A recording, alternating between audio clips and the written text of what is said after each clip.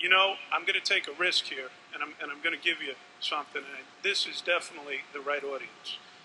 Father Pfleger talked about gun control, and I want to give a little test here. And this is sensitive, you know, because everybody's afraid of race. Have you noticed that? Everybody's afraid of race. I'm not afraid of race. I was born and raised in the Bronx, New York. And when I was growing up, the three biggest problems were gangs, guns, and drugs. Does that sound familiar?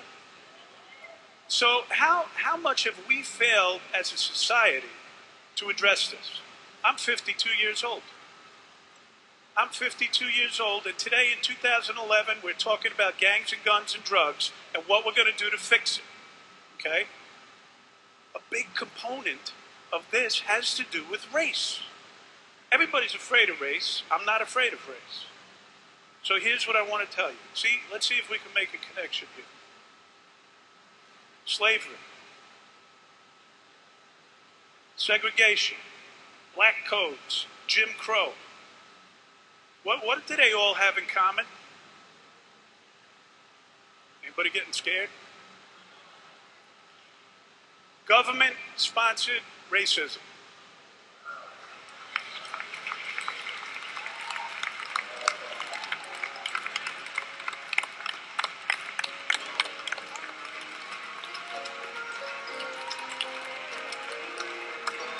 I told you I wasn't afraid.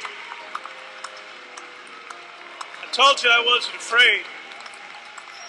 Now, I want you to connect one more dot on that chain of the African American history in this country and tell me if I'm crazy. Federal gun laws that facilitate the flow of illegal firearms into our urban centers across this country that are killing our black and brown children.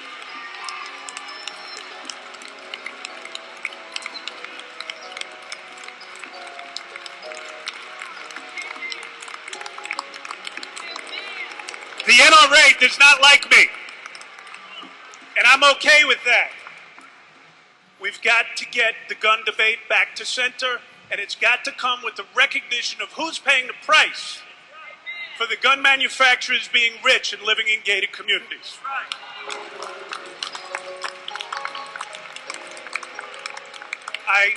On December 23rd in Newark, I was coming from a Christmas party when we had two back-to-back events. We had 5 kids who were shot, 2 of them succumbed to their wounds, and then we had 2 more men who were shot back-to-back within 5 minutes of each other. I was on my way to one when I went to the other, and I was walking through shell casings, bullets, spent bullets in the street. They were getting stuck in my shoes, and I said, you know what? Something's wrong. Something's wrong. And I went from one scene to the next, and by the time I got home, probably about 10:30, 11 o'clock that night, snapped on the TV to relax for a few minutes. And what was on TV? Sarah Palin's Alaska. And she was caribou hunting and talking about the right to bear arms. Why wasn't she at the crime scene with me?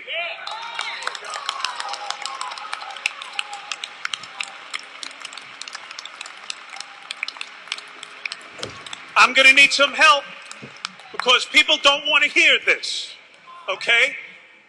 And this is what I'm talking about, changing the face of the way we do police in this country, starting right here in Chicago.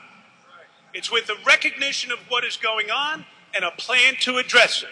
I couldn't be happier. I feel like I'm in the perfect place, the perfect time, with the right people around me. Thank you very much, everybody. This is going to be a great experience.